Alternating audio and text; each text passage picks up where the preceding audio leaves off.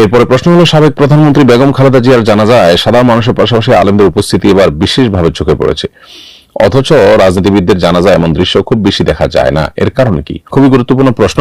সাবেক তিনবারের প্রধানমন্ত্রী বেগম খালেদা জিয়ার জানাজায় সাধারণ মানুষের পাশাপাশি আলেম ওলামা, মাদ্রাসার ছাত্রদের উপস্থিতিটা বেশ উল্লেখযোগ্য ছিল। এর অন্যতম বড় কারণ আমি মনে করি যে বেগম খালেদা জিয়া ব্যক্তিগতভাবে তিনি ইসলাম প্র্যাকটিস কতটা করতেন বা করতেন না সেটা তো আমরা সেভাবে জানি না, কিন্তু একটা বিষয় খুবই পরিষ্কার, সেটা হলো আমরা আমাদের শৈশব থেকে বেগম খালেদা জিয়াকে দেখে আসছি যে তিনি কখনো আলেম ওলামা বা ইসলাম বা কোন ধর্ম এগুলো নিয়ে কখনো নেগেটিভ কটূক্তিমূলক বক্তব্য অথবা আপনার এদেশের মানুষ ধর্মপ্রাণ তাদেরকে সংক্ষুব্ধ করে কোনো কথা বলতে তাকে কখনো শোনা যায় না। অথচ তার দলের কোন কোন নেতাদের কোন কোন কথা দেখা গেছে ওলামা ইকরাম আঘাতপ্রাপ্ত হয়েছেন বা খোঁচা মেরে কথা বলেছেন, কিন্তু তিনি এই কাজটি কখনো করেননি। এটির মধ্য দিয়ে তিনি মূলত তার স্বামী শহীদ প্রেসিডেন্ট জিয়াউর রহমানের যে আদর্শ সেটিকে ধারণ করেছেন। এই একটি জায়গায় তিনি অন্য অনেক থেকে পৃথক হয়ে গেছেন। বাংলাদেশের ইতিহাসে যত শাসক এসেছেন এই শাসকদের মধ্যে খালেদা জিয়ার এই একটা জিনিস, অর্থাৎ ওলামা ইকরামের প্রতি শ্রদ্ধা, দিন এবং ধার্মিকদের প্রতি শ্রদ্ধা, তাদেরকে কখনো অবজ্ঞা অবহেলা না করা কিংবা তাদেরকে কখনো অপমান না করা, খোঁচাখুচি না করা, এই একটা বিষয়ের কারণে তিনি সাধারণ দিনদার মানুষদের কাছেও বেশ গ্রহণযোগ্য মানুষে পরিণত হয়েছেন। তাছাড়া প্রচন্ড রকমের মাজলুম হওয়ার কারণে বয়সেও এত জুলুমের শিকার হয়েছেন। পুরো পরিবার, তার ঠিকানা, আবাসন, জীবন সবকিছু যখন তছনছ করে দেওয়া হলো, তখন খুব স্বাভাবিক সাধারণ মানুষের সিম্প্যাথি তার প্রতি যুক্ত হয়েছে। আবার সময়টা রাইট টাইম ছিল। হয়তো বিগত সরকারের আমলে যদি তার মৃত্যু হতো তাহলে সেক্ষেত্রে সেখানে জানা যায় এত মানুষ উপস্থিত হওয়া সহজ ছিল না। মানুষ আসলে স্বাধীনভাবে কোনো কাজ করতে পারলে তখন মানুষ যেটা করে সেটাই হলো মানুষের মনের কথা। আর স্বাধীনভাবে যখন কাজ করতে পারে না তখন আসলে মানুষের সিদ্ধান্তের মাধ্যমে তার সঠিক যে অবস্থান সেটা সবসময় পরিষ্কার হয় না। যাই হোক, তো বেগম খালেদা জিয়ার বহুত্রী আল্লাহ তাআলা মাফ করে থাকে, আল্লাহ তাআলা জান্নাতবাসী করুন দোয়া করি। এবং তার যে বিষয়টার কারণে তিনি অনন্য হয়েছেন, তার অনন্য হওয়ার মতো আরো বিষয় থাকতে পারে, আমি যেটি কথা উল্লেখ করেছি সেটি, এবং তার স্বামী এবং শহীদ প্রেসিডেন্ট জিয়াউর রহমানের যে আদর্শ সেটি যেন এই দলের অন্যান্য নেতৃবৃন্দ তারা যেন ধারণ করতে পারেন, আমরা সে দোয়া তাদের জন্য করি। এবং ধর্মপ্রাণ মানুষদের দেশে ধর্মকে আপনার বিমাতা সুলভ আচরণ ধর্ম এবং ধার্মিকদের সাথে করার যে প্রবণতা দীর্ঘদিন থেকে চলে আসছে সেই প্রবণতা দূর হোক, এবং বাহির এজেন্ডা পুশ করার বা সেটাকে আপনার আরোপ করার সমাজের মধ্যে যে প্রবণতা দীর্ঘদিন থেকে চলে আসছে সেটা বন্ধ হোক, সেটা আমরা প্রত্যাশা করি। আবার দোয়া করি আল্লাহ তাআলা তার শোক সন্তপ্ত পরিবারকে সান্ত্বনা নসিব করুন এবং তাকে আল্লাহ তাআলা ভুল ত্রুটি মাফ করে জান্নাতবাসী করুন। আমি একটি মাল্টিন্যাশনাল কোম্পানিতে কাজ করি। অফিসের কলিগরা প্রায় বিভিন্ন কালচারাল ডিনার বা পার্টির আয়োজন করে থাকেন। সেখানে অনেক সময় এমন সব খাবার বা পানীয় থাকে যা মুসলিমদের জন্য নিষিদ্ধ। আমি যদি সেই অনুষ্ঠানে যোগ দিয়ে শুধু হালাল খাবার গ্রহণ করি এবং অন্যদের সাথে সৌজন্যতামূলক আচরণ করি তবে কি আমার কোনো গুনাহ হবে? প্রিয় ভাই, এ সম্পর্কে মুসনাদে আহমদে একটা হাদিস বর্ণিত আছে জাবের রাদিয়াল্লাহু তাআলা আনহু থেকে, যে নবী করিম সাল্লাল্লাহু আলাইহি সাল্লাম পরিষ্কারভাবে আমাদেরকে বলেছেন যে ব্যক্তি আল্লাহ এবং আখিরাতের প্রতি বিশ্বাস করে সে যেন এমন কোন মজলিসে খেতে না বসে যেখানে মদ সার্ভ করা হচ্ছে বা মদ পান করা হচ্ছে। তো এখানে আপনি মদ পান না করলেও বা মাদক গ্রহণ না করলেও সেখানে মাদক অন্যরা গ্রহণ করছে, সেখানে আপনি বসে হালালটা খাওয়াটাও আপনার জন্য এই হাদিসের আলোকে নিষিদ্ধ।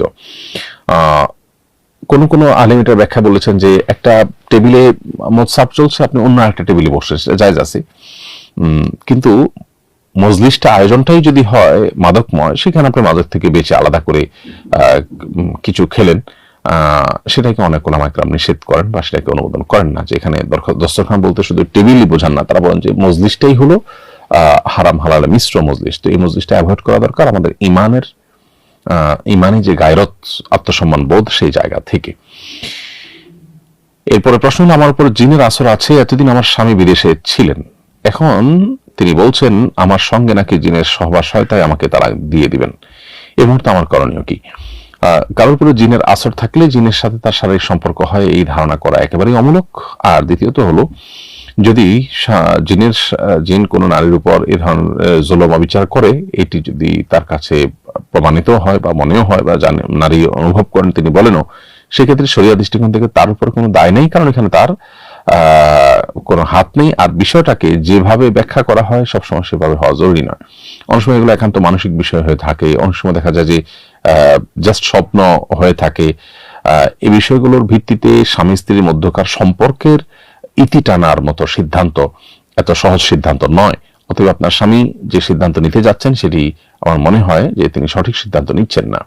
এক্ষেত্রে এই বিষয়ে এক্সপার্ট যারা আছেন তাদের সাথে তার কথা বলা উচিত, ওলামা ইকরামের সাথে তার কথা বলা উচিত, এবং আপনি নিজেও জিন আসর থেকে বাঁচার জন্য যে রুকিয়া, সে রুকিয়ার পদ্ধতিতে আপনার যাওয়া উচিত এবং রুকিয়া খুব সিরিয়াসলি আপনাকে অ্যাপ্লাই করা উচিত এবং সেলফ রুকিয়া প্রয়োজনে আপনার করা দরকার। আর এর পাশাপাশি আপনার স্বামীকে তার সিদ্ধান্ত নিয়ে আপনি প্রশ্ন তুললে তাকে ওলামা ইকরাম, বিচক্ষণ বিদগ্ধ ওলামা ইকরামের কাছে শরণাপন্ন হতে আপনি পরামর্শ দিতে পারেন, অন্যদের মাধ্যমে তাকে আপনি বোঝাতে পারেন, আর আল্লাহর কাছে দোয়া তো আপনি করতেই পারেন। কোন ব্যক্তি মারা গেলে তার পরিবার পরিজন, আত্মীয় স্বজন ও প্রতিবেশীদের করণীয় কি? কোন ব্যক্তি যদি মারা যান তাহলে সেক্ষেত্রে পরিবার পরিজন, আত্মীয় স্বজনের বেশ কিছু করণীয় আছে। এর মধ্যে একটা করণীয় হলো যে তার মৃত্যুকে আল্লাহ তাআলা ফয়সালা হিসাবে মেনে নিয়ে তাকদীরের প্রতি ঈমানের জায়গা থেকে বিলাপ না করা। বিলাপ করাকে শরিয়া খুব বেশি নিরুৎসাহিত করেছে, এবং জাহিলি যুগের যে সমস্ত প্রথা প্রচলন আমাদের সমাজে প্রচলিত, পরবর্তীতে বিভিন্নভাবে প্রচলিত ছিল একটা সময় পর্যন্ত, বা কোনো কোনো ক্ষেত্রে আছে, তো সেটার মধ্য থেকে একটা হলো এই বিলাপ করা। এই জন্য মারা যাওয়ার পর বিলাপ করা, অনেকে দেখা যায় জামা কাপড় ছেঁড়াছিড়ি আশ্রাশ্রি করেন এবং সহ্য করতে না পেরে অসহনশীলতার পরিচয় দেন। এগুলো আমাদের ঈমানের সাথে যায় না। এটা একটা বিষয়, এটা আমাদের পরিহার করতে হবে। দ্বিতীয়ত, দ্রুত কাফন দাফনের ব্যবস্থা করা। দেরি করে বিলম্ব করে দাফন কাফন করা অনুচিত। যত দ্রুত সম্ভব জানাজা এবং দাফন কাফনের ব্যবস্থা করতে হয়। নবী সাল্লাল্লাহু আলাইহি ওয়াসাল্লাম বলেছেন, আসরিউ বিল জানাজা, তোমরা দ্রুত জানাজার ব্যবস্থা নাও। আবার আরেকটা কোন আশপাশের মানুষকে জানানো যারা জানাজা অংশগ্রহণ করতে পারেন, কিন্তু জানাজার প্রচারের জন্য বা আপনার মৃত ব্যক্তির মৃত্যু সংবাদ প্রচারের জন্য আপনার বিলাপ টাইপ বা আপনার কৃত্রিম টাইপ প্রচারণা যেন না হয়, সেজন্য কিন্তু হাদিসে নিরুৎসাহিত করা হয়েছে। এবং মানুষ জানাজার পর আপনার দাফন কাফন এগুলো করে দ্রুততার সাথে তার যদি কোনো ঋণ থাকে তার পরিত্যক্ত সম্পদ থেকে সে ঋণ পরিশোধের ব্যবস্থা গ্রহণ করা, এবং ওসিয়ত থাকলে 1/3 টোটাল সম্পদের 1/3 এর মধ্যে ওসিয়ত কার্যকর করা। অবশিষ্ট সম্পদ যাতে করে অন্যরা কেউ কক্ষিগত করে ফেলতে না পারে সেজন্য খুব দ্রুততার সাথে ওয়ারিসের মধ্যে বন্টন করে দেওয়া উচিত। মাইয়াতের পরিবারের, মৃত ব্যক্তির পরিবারের লোকজনকে, আশপাশের লোকজন মেহমানদারি করা উচিত, যাতে করে তারা শোক কাটিয়ে উঠে তারপরে রান্না বাড়া ইত্যাদির দিকে মনোযোগ দিতে পারেন। সেটা প্রতিবেশী বা অন্যদের কাজ, সেই সাথে তারা সমবেদনা জানাবে, জানাজা শরীক হবে। এই কাজগুলো তাদের করণীয় কাজের অংশ। ওয়াকফের জমি পরিবর্তন করা যাবে কিনা? আমার নানা রাস্তার পাশে একটি জমি কবরস্থানের জন্য ওয়াকফ করে গেছেন। এখন আমরা চাচ্ছি এই জমির পরিবর্তে রাস্তা থেকে তুলনামূলক দূরে অবস্থিত আরেকটি জমি কবরস্থানের জন্য নির্ধারিত করতে, এমনটা করা যাবে কিনা? উত্তর হলো না, ওয়াকফের জমি পরিবর্তন করা যাবে না, এবং যেটা ওয়াকফ করে গেছেন কেউ সেটার বিক্রিও করা যাবে না, পরিবর্তনও করা যাবে না। এটা যে জন্য ওয়াকফ করে গেছেন সেটার জন্য ফিক্সড হয়ে যাবে, এবং এক্ষেত্রে পরবর্তীতে ওয়ারিসরা পরিবর্তন বা চেঞ্জ করার অধিকার সংরক্ষণ করেন না। পরিষ্কারভাবে সহিহ মুসলিম হাদিসে নবী সাল্লাল্লাহু আলাইহি ওয়াসাল্লাম নিষেধাজ্ঞা আরোপ করেছেন। এরপরে প্রশ্ন হলো, আমি গাড়ি চালাচ্ছিলাম, হঠাৎ আমার হাতের ব্রেক ছুটে গিয়ে আরেকজনের পার্কিং করা গাড়িতে ধাক্কা লেগেছে। এর ফলে গাড়ির বড় অংশ ক্ষতিগ্রস্ত হয়েছে। ক্ষতিগ্রস্ত মালিক এখন আমার উপর নতুন গাড়ি কিনে দেওয়ার দাবি করছেন। আমি কি নতুন গাড়ি কিনে দিতে বাধ্য, নাকি ক্ষতির পরিমাণ অনুযায়ী ক্ষতিপূরণ দিলে হবে? উত্তর হলো, আপনি ক্ষতির পরিমাণ অনুযায়ী ক্ষতিপূরণ দিলেই হবে, নতুন গাড়ি কিনে দেওয়া আবশ্যক নয়। নতুন গাড়ি কিনে দিতে গেলে আপনার পুরো গাড়ির মূল্য আপনাকে পরিশোধ করতে হবে, যেটা আপনার প্রতি জুলুম হবে।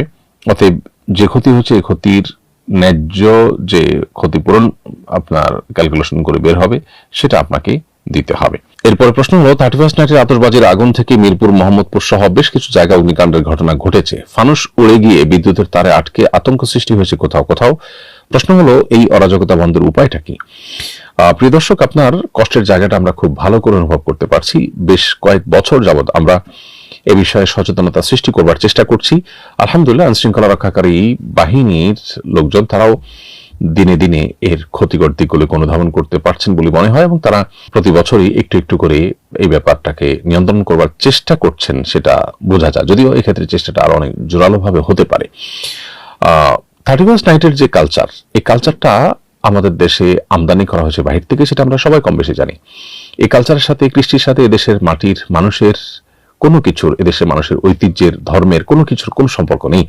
অথচ পশ্চিমা দুনিয়া থেকে এটাকে আমদানি করেছে দেশের কালচারাল ফ্যাসিস্ট যারা, তারা এদেশে আরোপ করতে চায় যে সমস্ত কৃষ্টিগুলোকে, সে সমস্ত কৃষ্টিগুলোকে আরোপ করার অংশ হিসেবে এটাকে তারা আমদানি করেছেন। সেই সাথে এর পেছনে জড়িত আছে বেশ কিছু কর্পোরেট স্বার্থান্বেষী মহলের বাণিজ্যিক স্বার্থ। এর মাধ্যমে তাদের মাদকের বিজনেস সহ আরো বিভিন্ন বিজনেস তারা রমরমাভাবে করতে পারেন। তাদের সামান্য মুনাফা অর্জনের জন্য আমাদের তারুণ্যকে ধ্বংস করা, আমাদের সমাজকে ধ্বংস করা এবং আমাদের জীবনকে রিস্কের মধ্যে ফেলা, গোটা সমাজের মানুষকে আতঙ্কগ্রস্ত করে ফেলা, এটা কোনোভাবে গ্রহণযোগ্য হতে পারে না। 31st নাইটের উন্মাদনার সাথে তরুণদের খুবই অল্প একটা অংশ, হাতে গোনা কিছু উচ্ছৃঙ্খল তরুণরা এর সাথে জড়িত। অতএব সামান্য কয়েকজন উচ্ছৃঙ্খল তরুণের কাছে গোটা দেশের মানুষ জিম্মি হয়ে যাবে। অল্প কিছু অমানুষের কারণে গোটা দেশের মানুষের জীবন অতিষ্ঠ হয়ে পড়বে। এটা আসলে কোনোভাবে কোনো সভ্য সমাজে অন্তত গ্রহণযোগ্য হতে পারে না। এজন্য এটার বিরুদ্ধে কঠোর ব্যবস্থা গ্রহণ করা সময়ের সবচেয়ে প্রয়োজনীয় উদ্যোগগুলোর একটা। আমি মনে করি প্রতি বছর এটা করা যাবে না, ওইটা করা যাবে না, প্রশাসন থেকে এরকম নির্দেশনা না দিয়ে বরং এটাকে অর্থাৎ 31st নাইটের উদযাপনকে আইন করে নিষিদ্ধ ঘোষণা করে কঠোর হস্তে এটাকে দমন করা উচিত। প্রথমত এটা থেকে আমাদের সমাজ আসলে কি পায়? রাত 12টা 1 মিনিটে গভীর রাতে দেশের প্রায় সব মানুষ, হাতে গোনা কিছু মানুষ ছাড়া প্রায় সব মানুষই ঘুমিয়ে থাকেন। অতএব এই সময়ে যদি আতশবাজির বিকট আওয়াজে মানুষ ঘুম ভেঙে যায়, হার্টের রোগী মৃত্যুর মুখে পতিত হওয়ার মতো আশঙ্কা তৈরি হয়, শিশুরা ভিতরে সন্ত্রস্ত হয়ে পড়ে, সেই সাথে পাখিরা ছোটাছুটি করে, আমাদের পরিবেশ বিপর্যস্ত হয় এবং ঢাকা এবং দেশের অন্যান্য যে শহরগুলো বৈদ্যুতিক তারের যে বিশাল বড় জাল আছে, এই জালের নিচে অবস্থান করছে, তার উপরে এ ধরনের আগুন নিয়ে হোলি খেলা, এটা কোনো অবস্থাতেই গ্রহণযোগ্য হতে পারে না। এখান থেকে শুধু এখন ছোটখাটো কোনো অগ্নিকাণ্ড ঘটনা ঘটছে অথবা দুই একটা দুর্ঘটনা ঘটছে, এটুকুতেই যে এটা সীমাবদ্ধ থাকবে এমনটি বলা তো কঠিন। কারণ এরকম বৈদ্যুতিক তারের জালের উপর যদি আপনি এভাবে আগুন নিয়ে হোলি খেলা খেলেন, তাহলে সেক্ষেত্রে এখান থেকে অগ্নিকাণ্ডের মাধ্যমে শত শত মানুষের মৃত্যু, আরো বড় কোনো ঘটনা ঘটলে সেটা অবাক হওয়ার মতো বিষয় থাকবে না। এই জন্য এটিকে কঠোর হস্তে দমন করা এটি সময়ের সবচেয়ে প্রয়োজনীয় কাজগুলো একটি। আমরা কেন জানি যে 31st নাইটের এই উন্মাদনাকে কেন্দ্র করে যে পরিমাণ নৈতিক অবক্ষয় হয়ে থাকে, যে পরিমাণ উন্মাদনা সৃষ্টি হয়ে থাকে, প্রতি বছর দেখা যায় যে এই রাতে অতিরিক্ত মাদক গ্রহণ করার ফলে মাদক গ্রহণ করে ড্রাইভিং করতে গিয়ে রোড অ্যাক্সিডেন্ট অন্য দিনের চাইতে 117 গুণ বেশি রোড অ্যাক্সিডেন্ট হয়ে থাকে, যেটা খুবই ভয়াবহ একটি সাইন।